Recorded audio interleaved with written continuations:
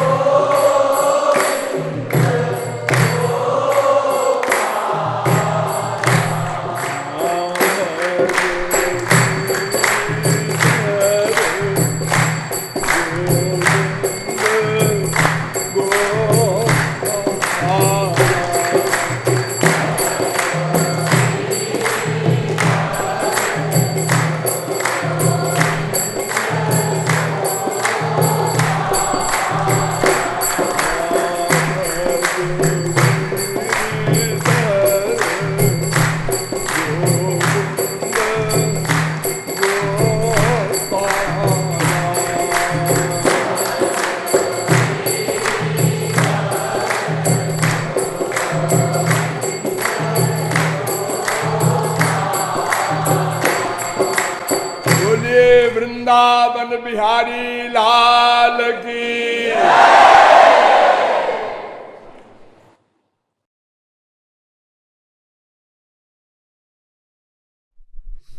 अब आप लोग सावधान हो जाएं। अब तक मैंने आप लोगों को बताया कि अनादिकाल से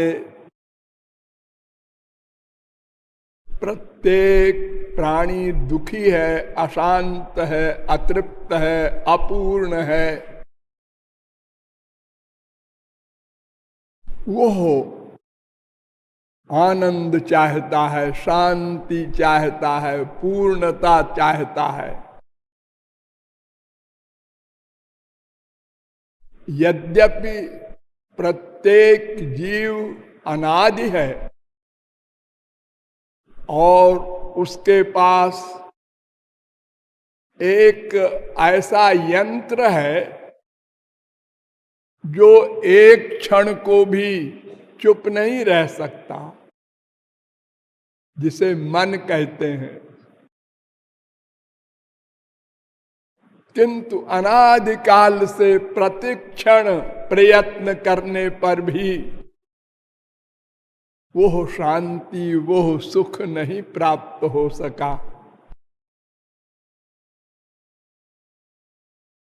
हम अनंत बार मानव देह भी प्राप्त कर चुके हैं, जिसे शास्त्र वेद सुर दुर्लभ कहते हैं।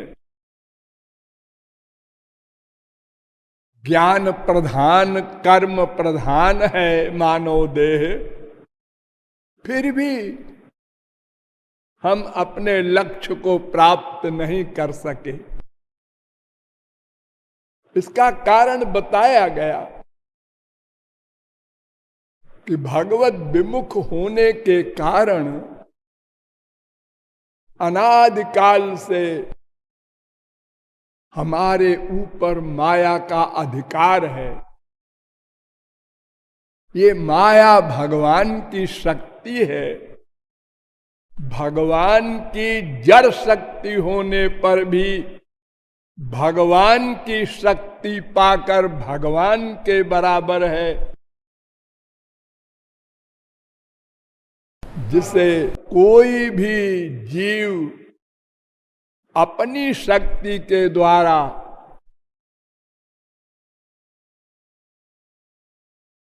छुटकारा नहीं पा सकता। अतएव विचार किया गया वेदों शास्त्रों के द्वारा, तो पता लगा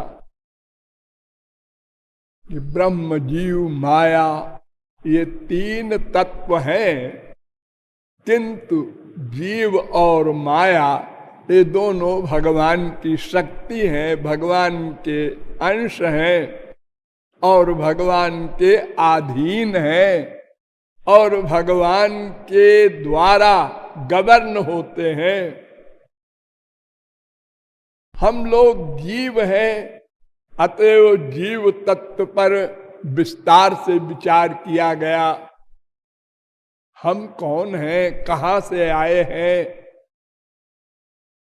पता लगा कि हम भगवान की जीव शक्ति के अंश हैं। भगवान की एक पराशक्ति होती है, एक जीव शक्ति होती है, एक माया शक्ति होती है। तो हम जीव शक्ति विशिष्ट श्री कृष्ण के अंश हैं। अतएव श्री कृष्ण का गुण हमको नहीं मिला। अगर हम पराशक्ति युक्त श्री कृष्ण के अंश होते तो श्री कृष्ण के सारे गुण हमको मिल जाते। जैसे हम समुद्र का एक बूंद भी पीते हैं, समुद्र के सारे गुण उसमें होते हैं, किंतु हम भगवान के अंश कहलाते तो हैं, लेकिन भगवान का गुण, उनका ज्ञान, उनका आनंद, उनका अमृतत्व ये हमको नहीं प्राप्त हो सका। अतएव ये स्वाभाविक है कि अनादिकाल से मायाबद्ध होने के कारण हम भगवान के ज्ञानानंद से वंचित हैं। बहुत गंभीर विस्तृत विचार किया गया तो पता लगा यह जीव भगवान का आनंद चाहता है, किंतु माया ने इसको अपना स्वरूप भुला दिया है। अर्थात ये जीव अणु है, दिव्य है। यह बात हम लोग भूल गए, अपने को शरीर मानने लगे और शरीर में भी हम पुरुष हैं, हम स्त्री हैं, हम ब्राह्मण क्षत्रिय वैश्य शूद्र हैं, उसमें भी हम पंजाबी बंगाली मद्रासी हैं। अनेक बीमारी पाल लिया हमने और अपने को शरीर मान लेने के कारण शारीरिक माता पिता भाई बहन बेटा बेटी को अपना मान लिया और उनसे हमारा प्यार हो गया, अटैचमेंट हो गया और आत्मा का जो परमात्मा सब कुछ था उसको हमने भुला दिया।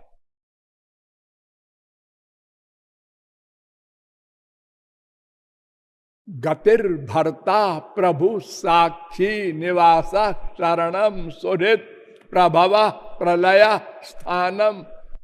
भगवान हमारा सब कुछ है। भगवान से हमारा साजात्य संबंध, नंबर 2 सख्य संबंध, नंबर 3 सादेश्य संबंध, नंबर 4 सायुज्य संबंध। ये गहरे गहरे संबंध है चारों। सादेश्य संबंध माने हमारे हृदय में एक ही स्थान पर हम और हमारा पालक भगवान, हमारा बाप भगवान, दोनों एक स्थान पर रहते हैं। द्वा सुपर्णा सयुजा सखाया समानम वृक्षम परिखस्व जाते। श्वेताश्वतरोपनिषद 4 अध्याय का 6वां मंत्र।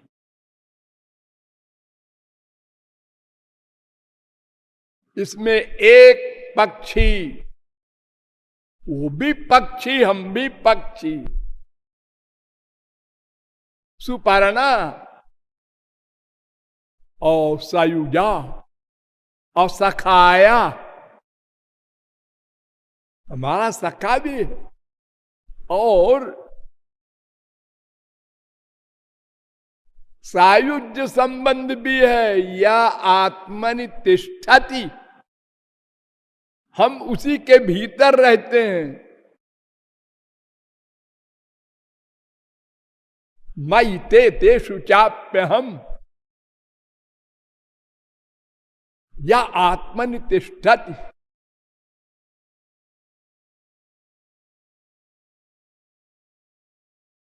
दिव्य जीवात्मा का प्राकृत जगत से कोई संबंध ही नहीं हो सकता। ये संसार माया का बना है, प्रकृति का बना है। हम प्रकृति के नहीं है। प्रकृतेरन्योस्मि वेद कहता है।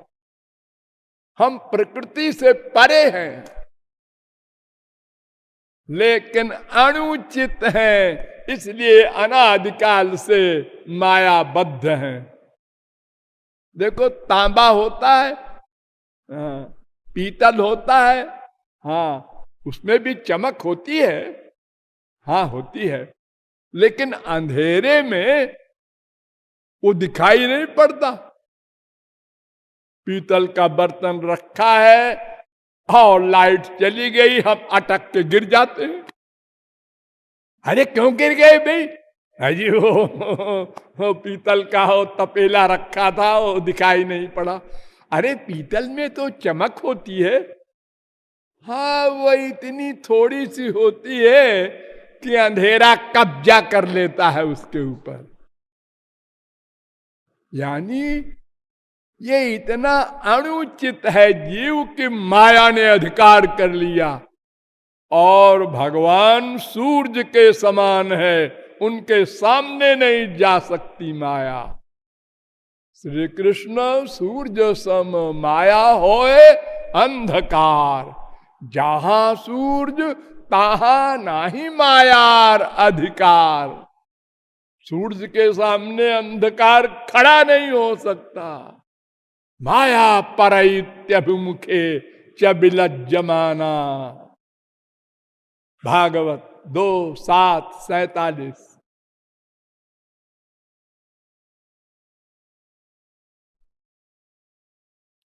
तो हमारा भगवान से सब संबंध है, 2-4 नहीं। संसार से कोई संबंध है ही नहीं, लेकिन संसार परमावश्यक है, क्योंकि शरीर दिया है हमको दंड भोगने के लिए। हमने अपने स्वरूप को भुला दिया, अपने स्वामी को भुला दिया। फिर भी वो मेरे साथ बैठा मेरी हेल्प कर रहा है। इतनी बड़ी कृपा कोई संसारी बाप कर सकता है? जरा सी बाप की बात न मानो तो घर से बाहर निकाल देता है, अरे गोली मार देता है। बाप बेटे को, बेटा बाप को, स्त्री पति को, पति बीबी को।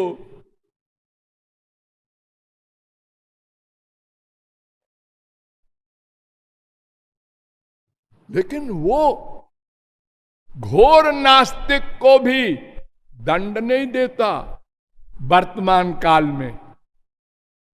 लो तुम भी पृथ्वी पर चलो, तुम भी हमारा जल पियो, तुम भी हमारे वायु का सेवन करो, तुम भी हमारे आकाश में घूमो, जैसे महापुरुष ऐसे तुम। दोनों को एक साथ चुपचाप कर्म नोट करता है। लेकिन इस शरीर जब दे दिया भगवान ने कर्म फल भोगने के लिए, तो शरीर चलाने के लिए भी भगवान को देना पड़ेगा, प्रबंध करना पड़ेगा। उसके लिए संसार बनाया है। पंच महाभूत का शरीर, पंच महाभूत का संसार। तो शरीर का विषय संसार, बड़ी सीधी सी बात। और आत्मा भगवान का अंश, वो मां के पेट में बाहर से आया है। ये मां बाप ने आत्मा को बनाया नहीं, ये बाहर से आया है और फिर बाहर चला जाएगा इस शरीर को छोड़ के।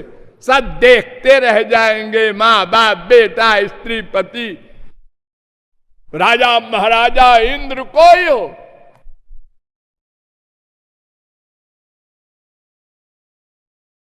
तो शरीर के लिए संसार आवश्यक है।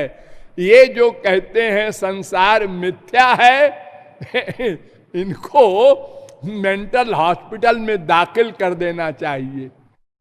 क्योंकि शरीर चलेगा कैसे संसार के बिना, और बिना शरीर चले वो अद्वैत ज्ञानी साधना कैसे करेगा ब्रह्म ज्ञान की? कहां बैठेगा? आकाश में बैठेगा, वायु का सेवन करेगा, जल का सेवन करेगा, कैसे जीवित रहेगा? मिथ्या कह करके। तो शरीर के लिए संसार आवश्यक है, परमावश्यक है। अरे अगर एक विटामिन कम हो गया तो आपका एक अंग गड़बड़ होगा, और गड़बड़ होगा तो शारीरिक कष्ट होगा, शारीरिक कष्ट होगा तो राधे राधे भूल जाओगे, फिर उसी का चिंतन करोगे। अरे बड़ा दर्द हो रहा है, डॉक्टर को बुलाओ।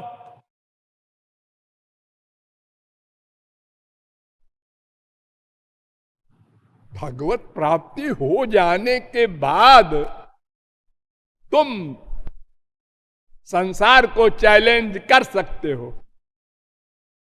है कोई परवाह नहीं संसार की। तो मर जाओगे, अरे तो क्या हुआ, गोलोक जाएंगे, मर जाएंगे तो क्या हमारा बिगड़ जाएगा। लेकिन जब तक साधना करना है और लक्ष्य को प्राप्त करना है, तब तक तो संसार परमावश्यक है। तानु बिनु भजन वेद नहीं बरना, शरीर माध्यम खलु धर्म साधनम। नंबर 1, शरीर को ठीक रखो, तब साधना होगी। मन तब ठीक ठीक उपासना करेगा। तो भगवान से हमारा भेदा भेद संबंध है। हम उनकी तटस्थ शक्ति हैं, उन्हीं के अंश हैं, उन्हीं की शक्ति हैं, उन्हीं के दास हैं, हमारा उन्हीं से संबंध है। ये बात हमको रियलाइज करना होगा। लेकिन यदि हम अपनी इंद्रिय मन बुद्धि से भगवान को ग्रहण करना चाहें तो ये असंभव है, क्योंकि जैसे संसार पंच महाभूत का माया का है, ये शरीर भी माया का है और ये इंद्रिय मन बुद्धि भी माया के हैं। ध्यान दो, शरीर का मतलब क्या? शरीर माने इंद्रियां, मन, बुद्धि, ये सब मिला के शरीर कहलाता है। ये हाथ पैर वगैरह 5 कर्म इंद्रिय हैं, आंख कान नासिका वगैरह 5 ज्ञानेंद्रिय हैं, और एक सूक्ष्म मन है। ये 5, 5, 10, 1, 11 इंद्रियां होती हैं प्रमुख। और उस सूक्ष्म मन के 4 रूप हैं, मन, बुद्धि, चित्त, अहंकार। और उन चारों में प्रमुख 2 है, मन, बुद्धि। इसलिए अर्जुन को बार बार भगवान कहते हैं, मयि एव मन आधत्सो मयि बुद्धि निवेशय। मन भी मुझको दे दे, बुद्धि भी मुझको दे दे। 12वें अध्याय का 8वां श्लोक।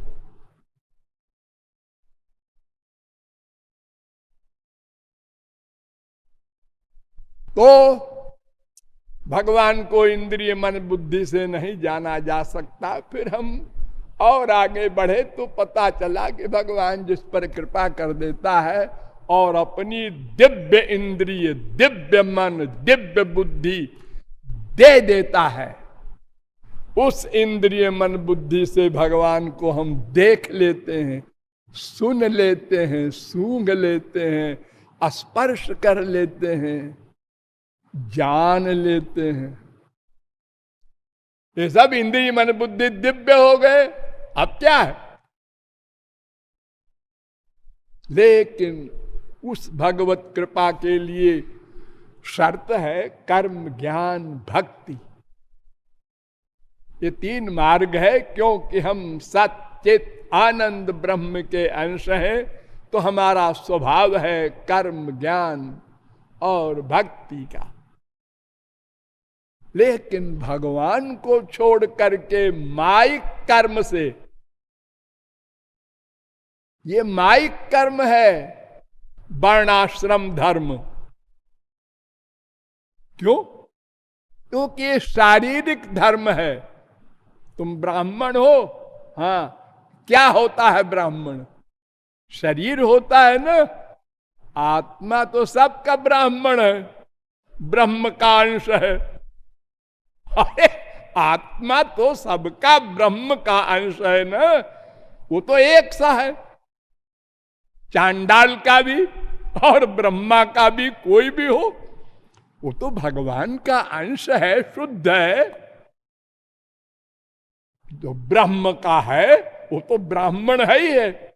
लेकिन शरीर तुम्हारा ब्राह्मण का है, तुम्हारे विशेष पुण्य से मिला है।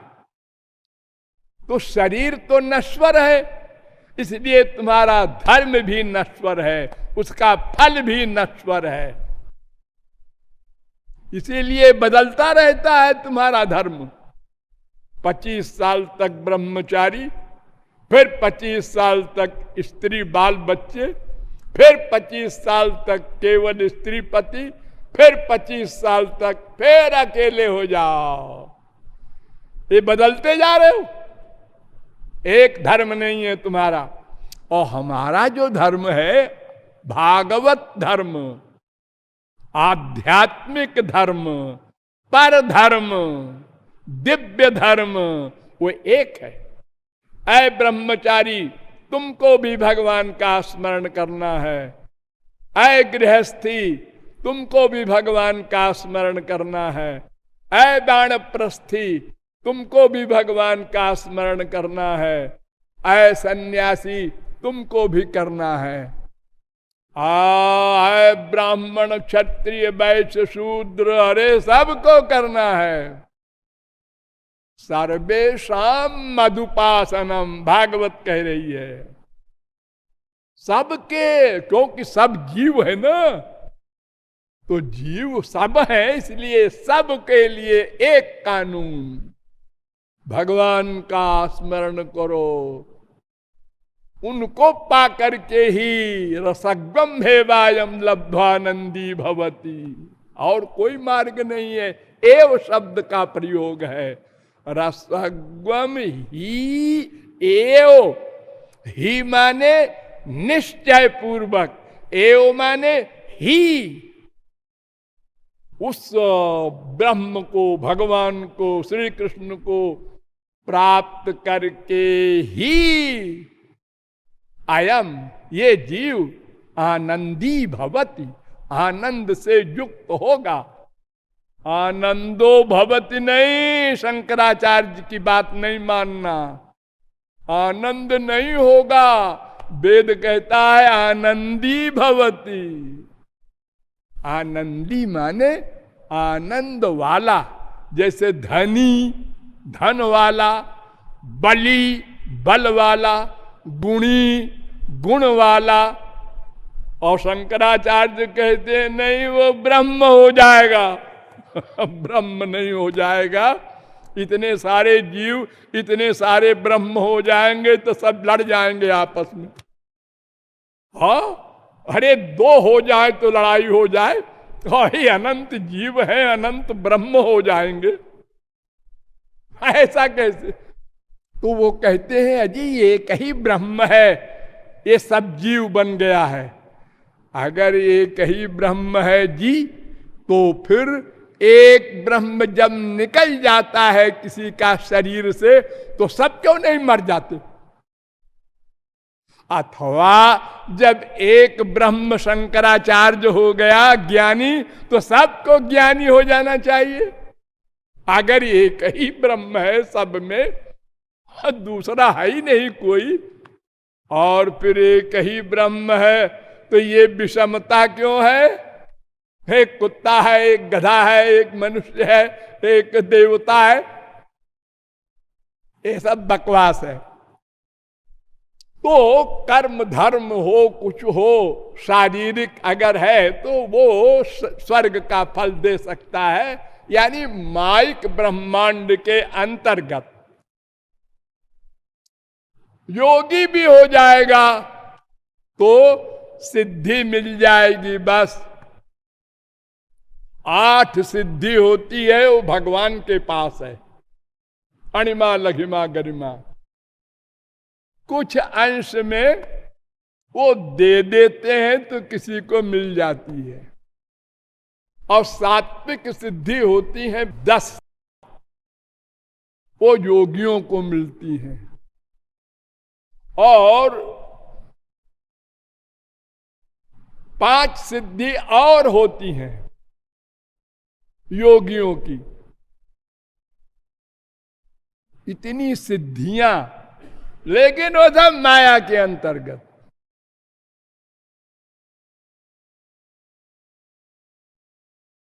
दस सिद्धि सात्विक, 8 सिद्धि दिव्य, 5 सिद्धि योगियों की, कुल 23 सिद्धि होती हैं।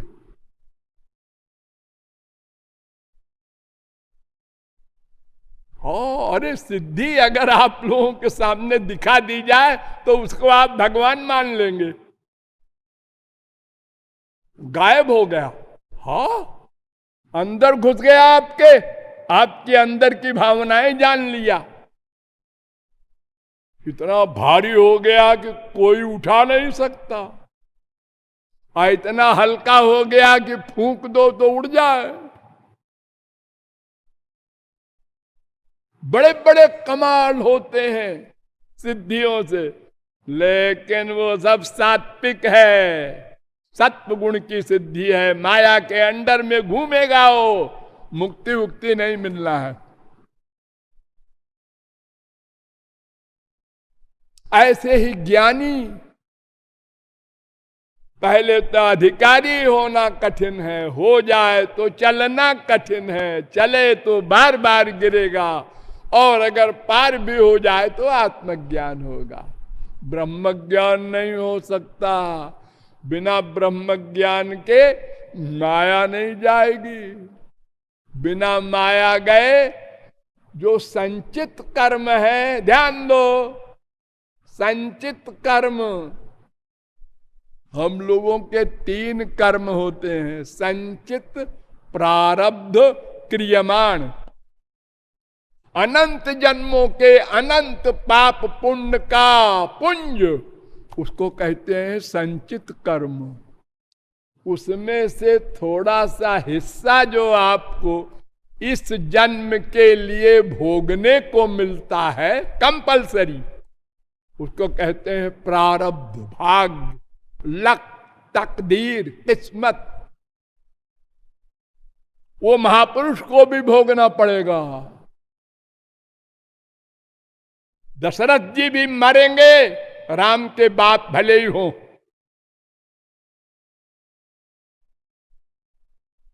अभिमन्यु मरेगा, जिनके मामा श्री कृष्ण भगवान, बाप अर्जुन गीता ज्ञानी और ब्याह कराने वाले वेद व्यास, वो भी भगवान के अवतार। 3 पर्सनालिटी। लेकिन अभिमन्यु को फिर से नहीं कोई जिला सका। सब बैठ के शोक मना रहे हैं, श्री कृष्ण भी बैठे हैं। अर्जुन ने कहा कि प्रभु बुला दीजिए, एक बार बेटे को देख ले। भगवान ने कहा इतने साल देखता रहा, अब एक बार देख के क्या खास बात हो जाएगी। नहीं, इतनी प्रार्थना तो मान लीजिए। तो भगवान ने बुला दिया। उनको क्या लगता है बुलाने में? गुरु दक्षिणा में अपने गुरु के सब मृत पुत्रों को बुला दिया। अरे सारी सृष्टि उन्हीं के अंडर में तो है। जमराज फमराज जो भी है, वो जिसको ऑर्डर करेंगे, जमराज वो आत्मा कहां गई है, उसको बुला लाओ, वो आ गया।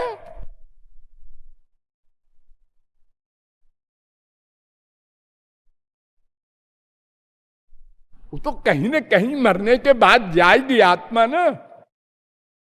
प्राचीन काल में वशिष्ठ, विश्वामित्र, गौतम, कपिल, कणाद, ये महापुरुष लोग श्राद्ध कराते थे मरने के बाद। तो वो आत्माओं को बुलाते थे बाकायदा। वो चाहे स्वर्ग में हो चाहे कहीं हो, आएगी आत्मा। जो पिंडदान करते हैं, अब आजकल पंडितों में वो योग्यता नहीं कि आत्मा को बुला सके। उन्होंने अपना मंत्र पढ़ा, लो ऐसा करो, नाटक करते हैं। वो बुला ही नहीं सकते। भगवान ने बुला दिया। अभिमन्यु आया। अर्जुन ने कहा बेटा, उन्होंने कहा एक खबरदार, मुझे बेटा कहा तो अनंत बार तुम मेरे बेटे बन चुके हो। वो कांप गया अर्जुन। अरे बेटा तो तेरा शरीर था, मेरा वाला, वो तुम छोड़ आए वहीं। आत्मा को तू बेटा कहता है, और गीता ज्ञानी है। आत्मा तो भगवान का बेटा है। अमृतस्य वै पुत्रा, वेद कह रहा है।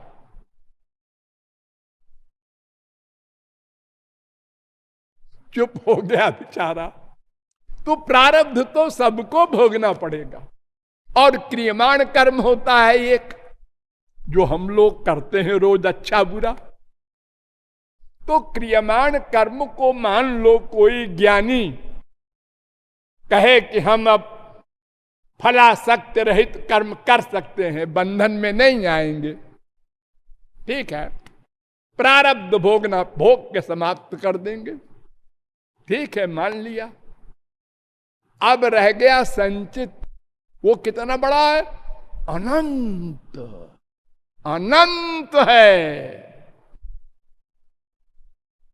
अगर वो कृपा से भस्म न करें भगवान, क्षमा न करें, तो अनंत काल तक भोगने के बाद भी अनंत बचेगा।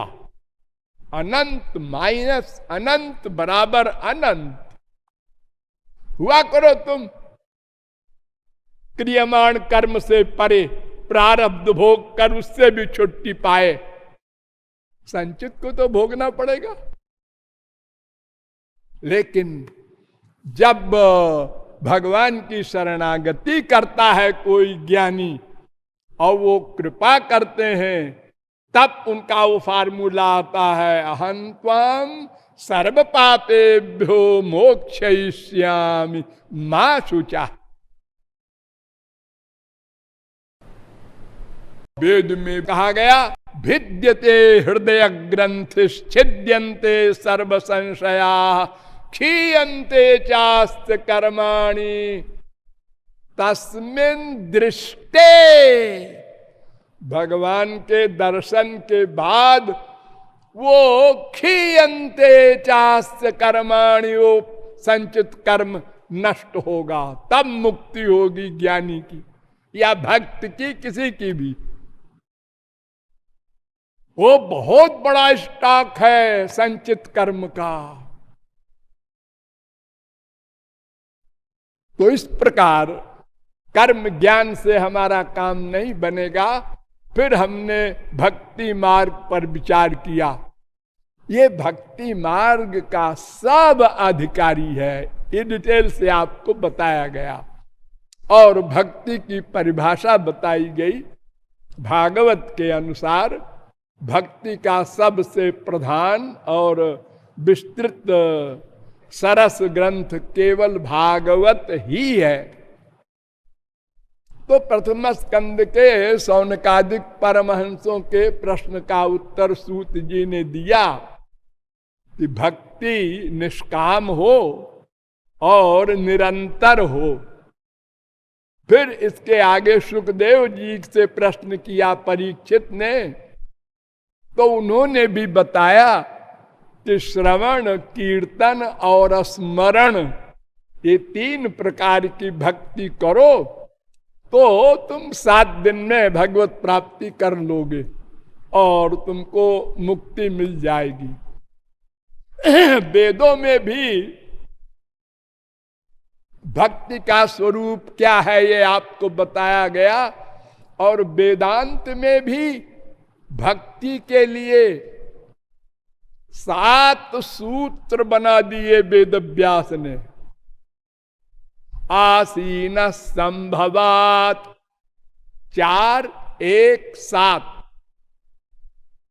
ध्यानाच 4, 1, 8, अचलत्वम चापेक्ष 4, 1, 9, स्मरन्ति च 4, 1, 10, यत्रैकाग्रता तत्रा विशेषात् 4, 1, 11, आप्रायणात् तत्रापि दृष्टम 4, 1, 12, अपि संराधने प्रत्यक्षानुमानाभ्याम 3, 2, 23। इन वेदांत सूत्रों में भक्ति के विषय में बताया गया कि देखो, प्रमुख है ध्यानाच, ध्यान करना होगा। ध्यान मन से होता है, ध्यान रसना से नहीं होता, कान से नहीं होता, आंख से नहीं होता। मंदिर में जाते हो, हाँ, संत के पास जाते हो, हाँ, क्या देखते हो? आंख से। इससे नहीं काम बनेगा। पुराण, गीता, भागवत सुनते हो कान से, इससे काम नहीं बनेगा। पैर से 4 धाम जाते हो, हाँ, इससे कुछ काम नहीं बनेगा। तपन्तु तापै प्रपतन्तु पर्वतात् अटन्तु तीर्थानि पठन्तु चागमान्। कुछ भी करो, बिना हरिम नैव मृत्युम तरंती। बिना भगवान की शरणागति के मोक्ष नहीं मिलने वाला। निश्चला त्वयि भक्तिर या शैव मुक्तिर जनार्दन। स्कंद पुराण।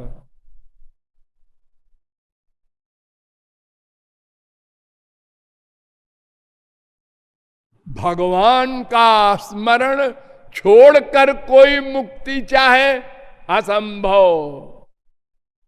वासुदेव मनाराध्य को मोक्षम समवाप्स्यति। विष्णु पुराण। कोई मार्ग नहीं।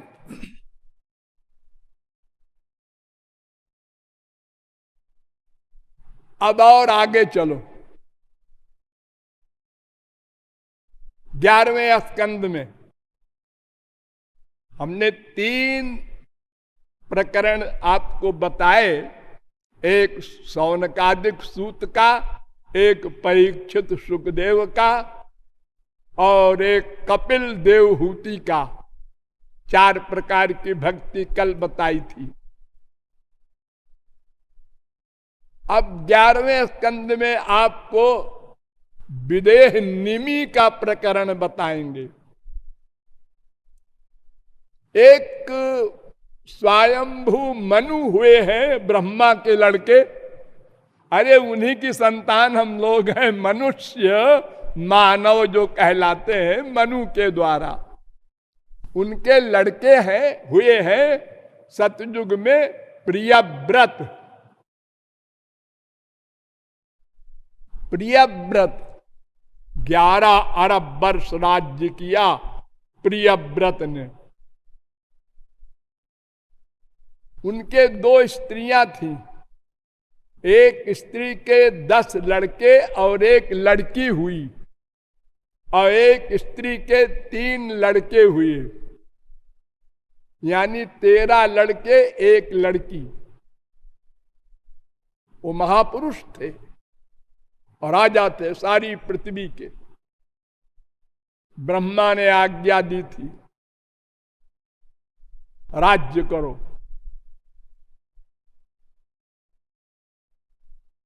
उनके बड़े लड़के का नाम था आग्निध्र।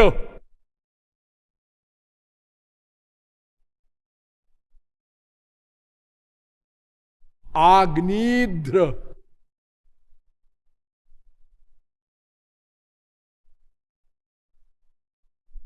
आग्निध्र के पास ब्रह्मा ने एक अप्सरा भेज दी। पूर्व चित्ती उसका नाम था। पूर्व चित्ती सब भागवत में निरूपण है, आप लोग पढ़ लीजिएगा।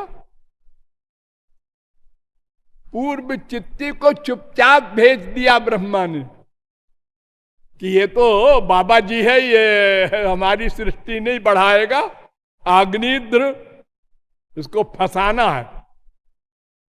तो एक पार्क में पूर्व चित्ती अपना नाटक करने लगी और राजा साहब की निगाह पड़ गई उसके ऊपर। कौन लड़की हमारे पार्क में आती है रोज। उसके हाव भाव से मोहित हो गए। अप्सरा ब्रह्मा की भेजी हुई। और खैर उससे ब्याह हो गया। उससे 9 बच्चे हुए। उसके बाद पूर्व चित्ती भाग गई, अलक्षित हो गई। वो तो अलौकिक थी। तो उन 9 बच्चों में सबसे बड़े बच्चे का नाम था नाभि। आग्निध्र के लड़के नाभि। तो 9 ने शादी की। तो नाभि के कोई बच्चा नहीं हुआ। तो ऋषि मुनियों को बुला के उन्होंने यज्ञ कराया, पुत्रेष्टि यज्ञ। भगवान प्रकट हुए। भगवान ने कहा भाई क्यों बुलाया है मुझे आप लोगों ने। तो महर्षियों ने कहा कि प्रभु ये नाभि राजा है, इनके कोई संतान नहीं है, इनका उत्तराधिकारी होना चाहिए ना। तो लड़का चाहते हो, नाभि क्या चाहते हो? हाँ महाराज, आप सरी का लड़का चाहते हैं, ऐसे वैसे लड़का का हम नहीं चाहते। भगवान ने कहा अच्छा फंसाया इसने, अब मेरे शरीर का तो दूसरा है ही नहीं कोई। न तत्समश्चाभ्यधिक दृश्यते, वेद कहता है। भगवान कह रहे हैं श्वेताक्षतरोपनिषद 6वें अध्याय का 8वां मंत्र, न मेरे कोई सम्मान था, न है, न होगा, मुझसे बड़ा कौन होगा। स्वयं त्वसाम्यातिशयस्त्रधीश, भागवत 3:2-21। न त्वत्समोस्त्यभ्यधिका कुतोन्य, गीता 11:43। निरस्तसाम्यातिशये नराधसा, भागवत 2:4-14। ये सब प्रमाण कह रहे हैं कि भगवान के बराबर कोई हुआ ही नहीं, न होगा। अरे सब जीव तो उनके अंश हैं। जैसे बड़े भारी आग के गोले की एक चिनगारी, जैसे सूरज की एक किरण, वो सूरज के बराबर कैसे हो जाएगी। अच्छा हम ही बेटा बन के आ जाएंगे, जाओ तुम्हारी इच्छा पूरी करेंगे। उन्हीं नाभि के हुए भगवान ऋषभ, ऋषभावतार है ना।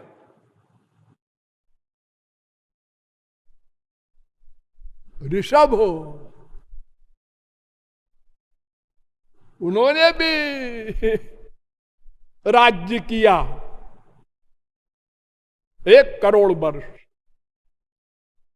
और ऋषभ के 100 लड़के हुए। 100 लड़के, लड़की नहीं। उन 100 लड़कों में 11 तो 81 तो कर्मकांडी हो गए, मीमांसा दर्शन के, यज्ञादिक के, और 9 राजा हो गए 9 द्वीपों के, और एक भारत के राजा हुए भरत। उन्हीं भरत के नाम पर ये पड़ा है भारत वर्ष। इसका पहले नाम था अजनाभ वर्ष, अजनाभ वर्ष, फिर भरत ने इसका नाम रखा भारत वर्ष। तो एक भरत, 9 राजा, 81 कर्मकांडी, अब 9 बन गए योगीश्वर, सिद्ध महापुरुष। ये आकाश मार्ग से सारे ब्रह्मांडों में घूमते थे, जहां चाहे जाएं, वैकुंठ में, शिवलोक में, देवी लोक में, जहां चाहे। ये 9 थे, 9। कबीर हरिरंतरिक्ष प्रबुद्धा पिप्पलायन आविर्होत्रोथ द्रुमिलश्चमसा करभाजन। 11वें स्कंद के दूसरे अध्याय का 21वां श्लोक। ये 9 नाम हैं। कवि, हरि, अंतरिक्ष, द्रुमिल, चमस, करभाजन, आविर्होत्र, प्रबुद्ध, पिप्पलायन, ये 9 योगीश्वर। तो बहुत बड़ा यज्ञ कर रहे थे विदेह निमि। इन लोगों ने जान लिया, चलो भाई वहां चलते हैं हम लोग। 9 चल दिए एक साथ आकाश मार्ग से। हाय, वो भी विदेह थे। जान लिया, स्वागत किया, सत्कार किया, बैठे।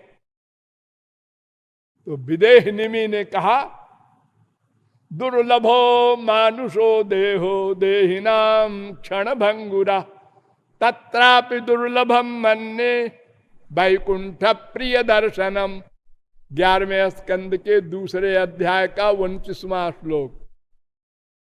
संसार में मनुष्य का देह ही दुर्लभ है, फिर कोई महापुरुष मिल जाए, अब क्या है सोने में सुहागा, इससे बड़ा और क्या सौभाग्य होगा। आप लोगों का दर्शन हो गया। तो 9 योगीश्वरों ने कहा हाँ हाँ ठीक है। महाराज कुछ पूछूं? हाँ हाँ, इसीलिए तो हम आए हैं, पूछो क्या पूछना है। अत आत्यंतिकम क्षेमम पृच्छामो भवतो नघा। आत्यंतिक कल्याण, वही प्रश्न जो शौनकादिक परमहंसों ने किया था, वही किया। तो कवि बोले, कवि 9 योगीश्वरों में वो पहले का नाम है कवि। कविता करने वाले नहीं, योगीश्वरों का नाम है कवि। मन्ये कुतश्चित् भयमच्युतस्य पादाम्बुजोपासनमत्र नित्यम। निमि भगवान श्री कृष्ण की भक्ति को छोड़कर और कोई कल्याणकृत मार्ग नहीं है, क्योंकि दूसरा तो फिर माया है, वो तो चप्पले देने वाली है, वहां आनंद नहीं मिलना है। और देखो निमि धावन निमील्यवा नेत्रे न स्खले न पते दिह। ये भगवान की जो भक्ति है, ये ऐसा मार्ग है कि आंख बंद करके दौड़ो, न गिरोगे न फिसलोगे, वे संभालते रहेंगे, पीछे पीछे चलते हैं। यानी मार्ग में भी कुछ सोचना नहीं है तुमको।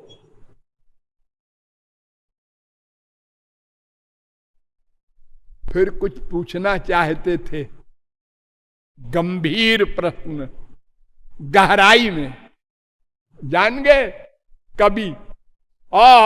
मैं समझ रहा हूं तुम क्या पूछोगे, लो पहले ही हम जवाब दिए देते हैं। भयम द्वितीयाभिनिवेशतस्यादिशादपेतस्य विपर्ययो स्मृति। तन्माया तो बुध आभजेत्तम भक्त्यैकयेशम गुरुदेवतात्मा। 11वें स्कंद के दूसरे अध्याय का 37वां श्लोक।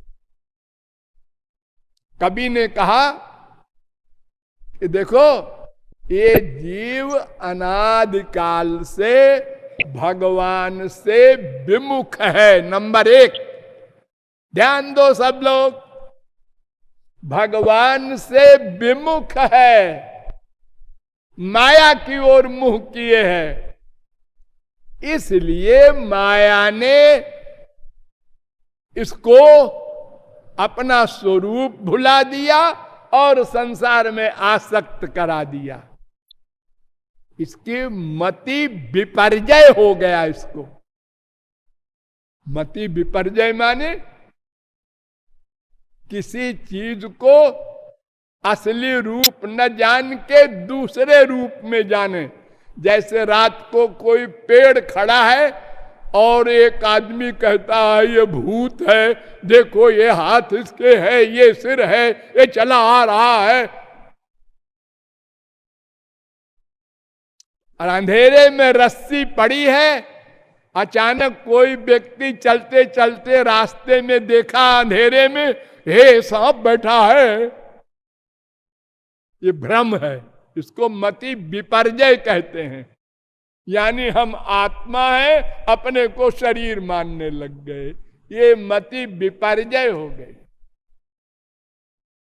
तो इससे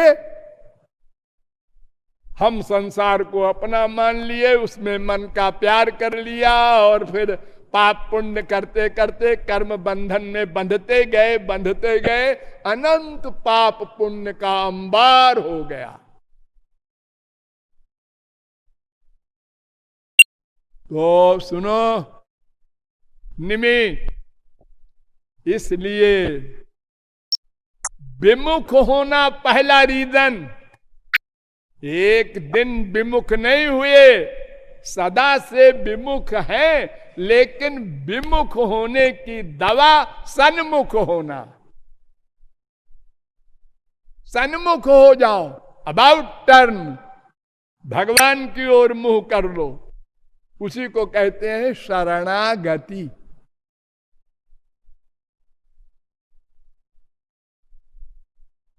वो शरणागति दो की करना होगा, गुरुदेवतात्मा, एक गुरु और एक इष्टदेव श्री कृष्ण।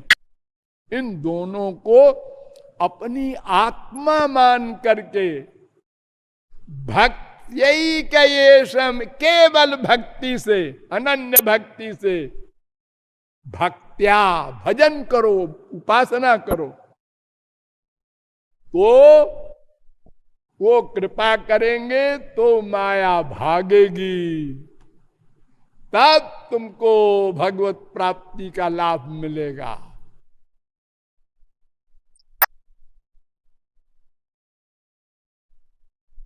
एवं व्रत स्वप्रिय नाम कीर्त्या जातानुरागो द्रुत चित्त उच्चई हसत्यथोरोदितिरौति गायत्युन्मादवन नृत्यति लोक बाह्य। निमि, जब भक्ति करोगे तो आंखों से आंसू बहेंगे, कभी नाचोगे, कभी गाओगे। मतवाले जैसे किसी को भूत लग जाए, कोई नशे में हो जाए, ऐसे दीवाने हो जाओगे श्यामा श्याम के। और बताऊं, 11:2:40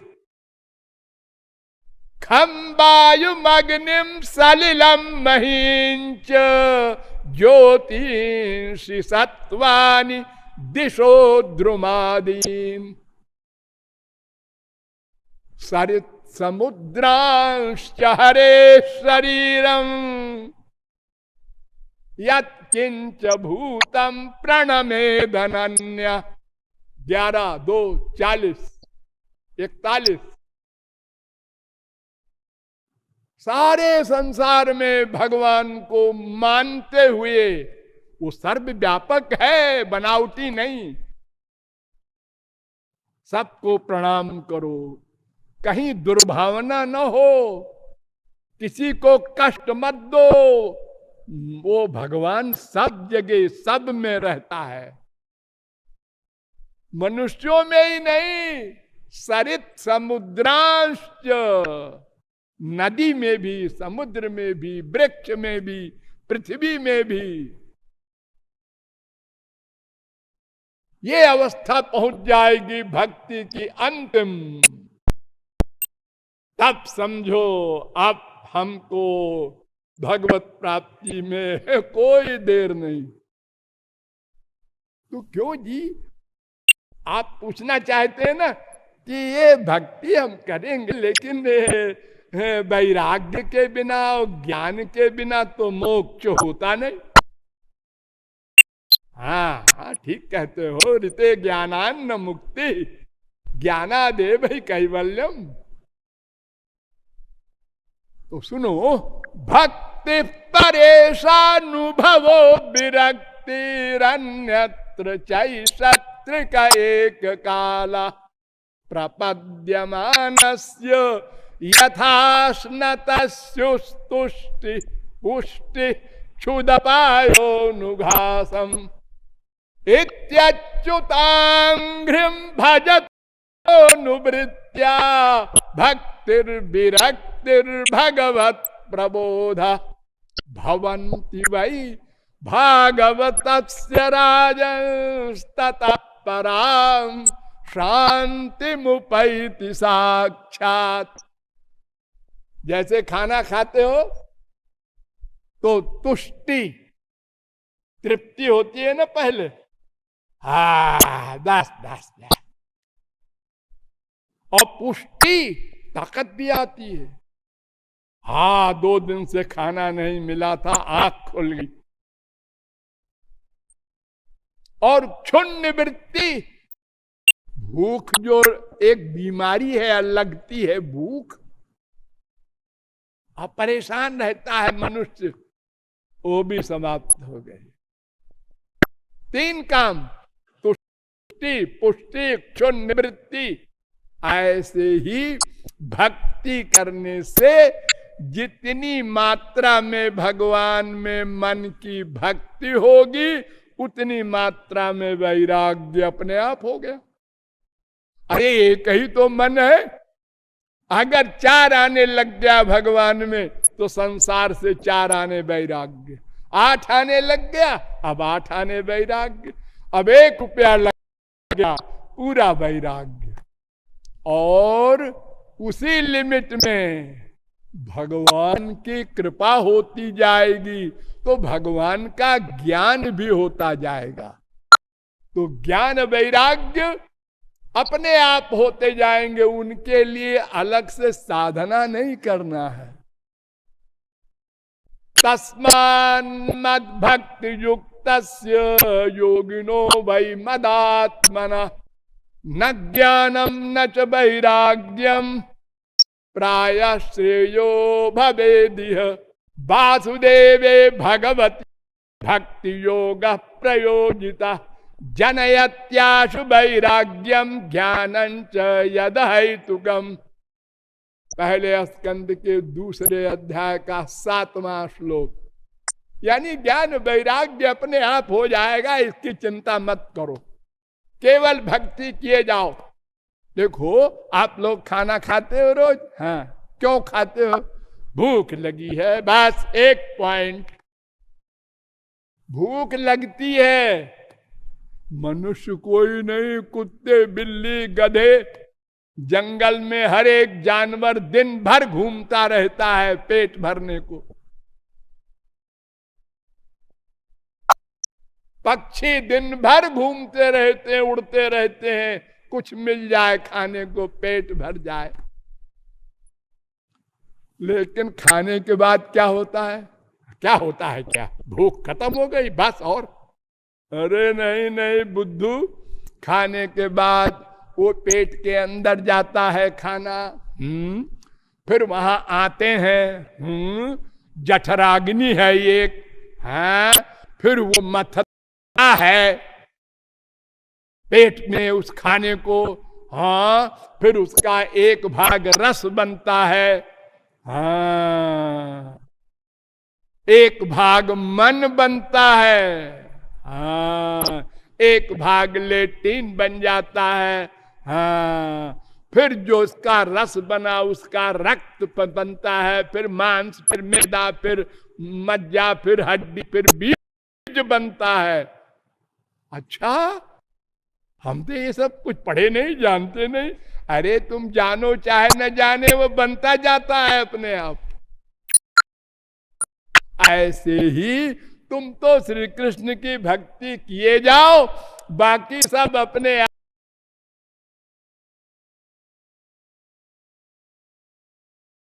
आप होता जाएगा। यस्यास्ति भक्तिर् भगवत्य किंचना सर्वैर्गुणैस्तत्र समासते सुरा।